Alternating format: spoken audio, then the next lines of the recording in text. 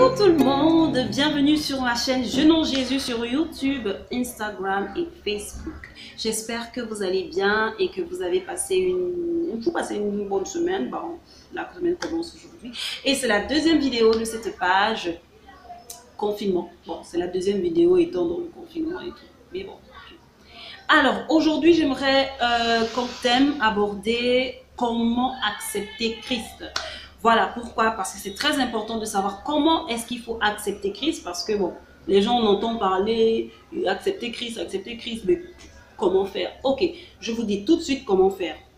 Première étape, la première chose à faire, c'est déjà reconnaître, non, que dire?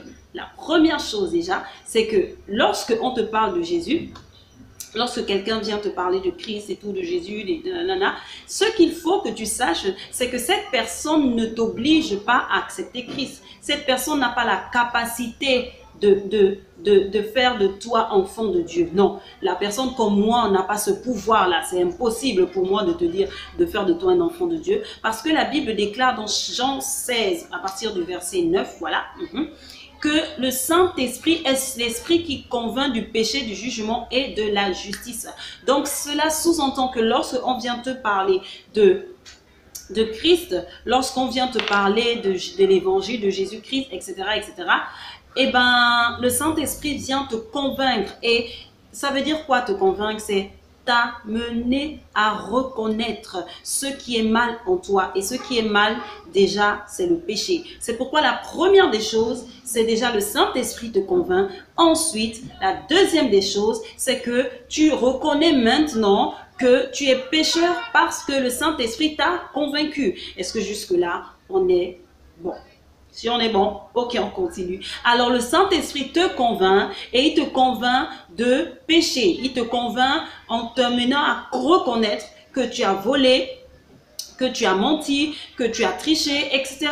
Parce que le péché, c'est cette force mauvaise qui nous pousse à nous éloigner de Dieu, qui nous éloigne de Dieu. Ensuite, tu reconnais que tu es pécheur à travers ce passage, Romains 5, 10, 9. 5 à partir du, pas 9, Romains 5 à partir du verset 10. Voilà, tu reconnais que tu es pécheur. Ensuite, lorsque tu reconnais cela, tu confesses maintenant les péchés que le Saint-Esprit t'a amené à reconnaître, t'a amené à réaliser, t'a mis devant toi. Et lorsque tu confesses, confesser, c'est déclarer par sa bouche. Et je peux te donner un passage à partir du psaume 32, verset 5, tu peux le lire et tout. Voilà, psaume 32, 5.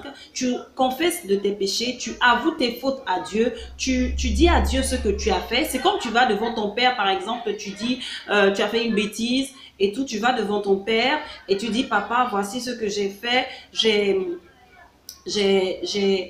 menti quand tu m'as posé la question, j'ai volé 500 dans le portefeuille de maman, etc., etc. Bon, tu vois, tu déclares, tu confesses et après avoir confessé, tu te repens. C'est-à-dire, tu demandes pardon. Se repentir, c'est de demander pardon par rapport à ce qu'on a eu à faire. Ensuite, là, je ne sais pas si c'est 3 ou 2, mais bon, je pense que c'est la 4e.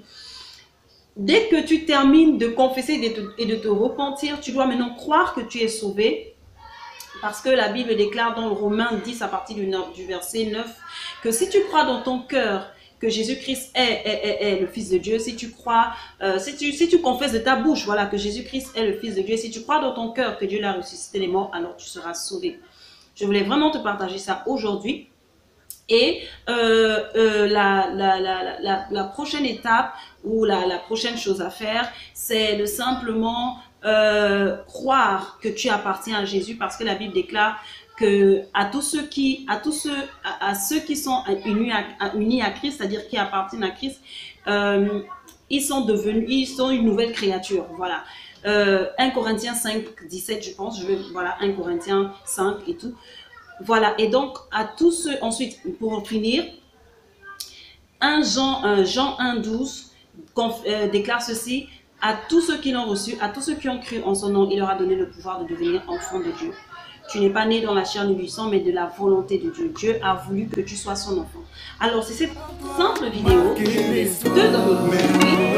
Que Dieu te bénisse.